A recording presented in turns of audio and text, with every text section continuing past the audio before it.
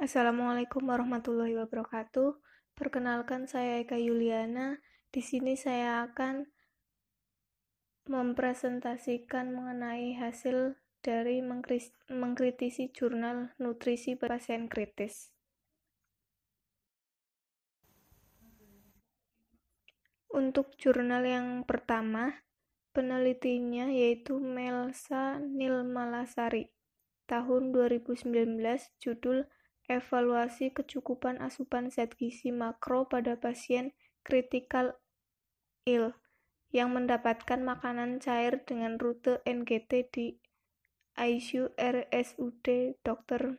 Murwadi. Untuk jurnal yang kedua, peneliti yaitu ada Angela Dwi Putri, Suhartini Ismail, Meira Erawati. Tahunnya 2019, judul jurnalnya Eksplorasi Peran Perawat dan Ahli Gizi dalam Pemberian Nutrisi pada Pasien Kritis. Next, untuk jurnal yang pertama, metode penelitiannya yaitu menggunakan deskriptif dengan pendekatan cross-seksional. Untuk waktu penelitiannya, peneliti tidak menuliskan kapan penelitian itu dilakukan. Tempat penelitiannya yaitu di ruang ICU RSUD Dr. Muwardi. Jumlah respondennya 30 pasien. Kriteria responden yaitu pasien dengan critical ill yang mendapatkan makanan cair dengan rute NGT di ruang ICU RSUD Dr. Muwardi. Didistribusikan karakteristik responden berdasarkan jenis kelamin, usia, status gizi, dan diagnosa penyakit. Untuk instrumen atau alat ukurnya yaitu menggunakan teknik purposive sampling. Untuk jurnal yang kedua, metode penelitiannya yaitu menggunakan pendekatan qualitative study. Waktu penelitiannya, peneliti tidak menuliskan kapan penelitian dilakukan.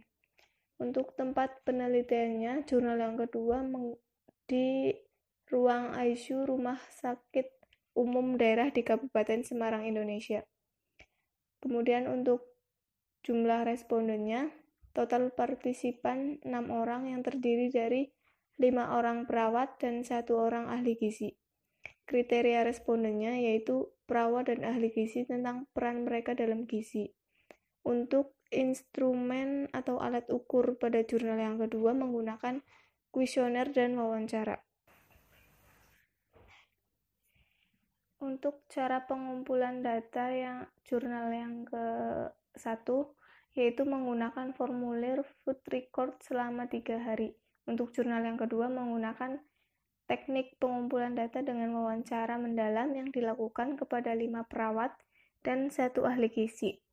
Wawancara mendalam dilakukan di beberapa tempat terpisah dengan durasi wawancara kurang lebih 60 menit.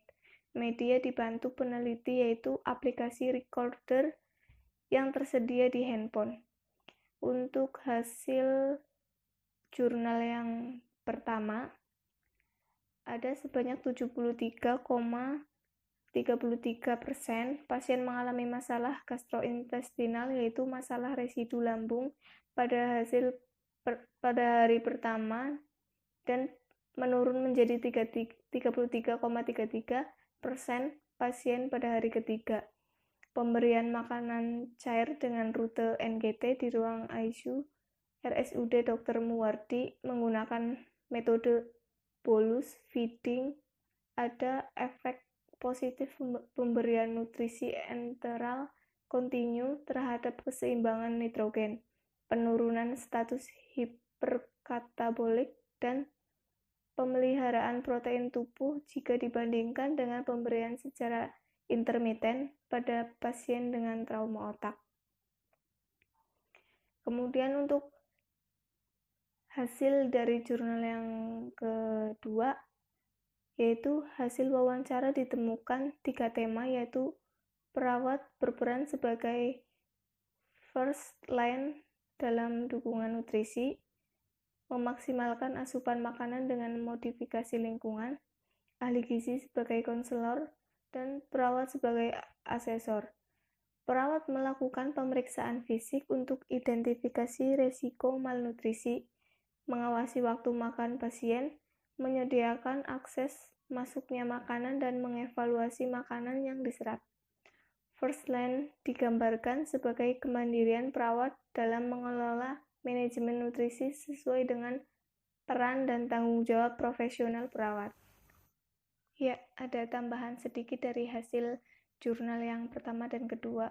Untuk jurnal yang pertama, indikasi pemberian diet makanan cair pada pasien di ruang ICU, RSUD Dr. Muwardi setelah melewati masa puasa adalah sudah adanya bising usus.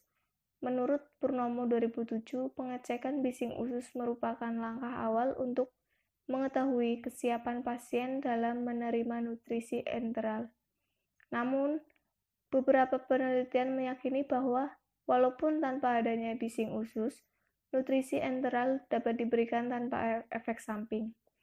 Untuk yang jurnal yang kedua, pasien kritis memiliki proses penyembuhan yang kompleks karena proses penyakit yang membutuhkan banyak energi untuk mempertahankan hemodinamik.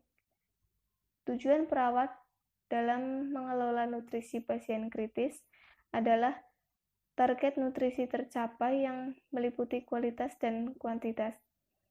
Perawat berusaha memodifikasi lingkungan dan mendukung asupan makanan.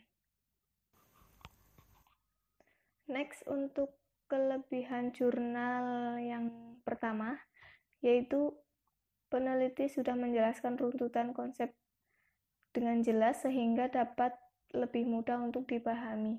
Penulisan dan bahasa juga mudah dimengerti. Untuk kekurangan jurnalnya, peneliti tidak menuliskan kapan penelitian itu dilakukan. Kemudian untuk rekomendasi jurnal yang pertama, untuk penelitian selanjutnya perlu dilakukan uji statistik terkait hubungan kecukupan asupan makanan dengan faktor yang menyebabkan inadequat asupan makanan cair. Untuk jurnal yang kedua, kelebihan jurnalnya yaitu penulisan dan bahasa mudah dimengerti. Jurnal juga menonjolkan peran perawat di setiap masing-masing bagiannya.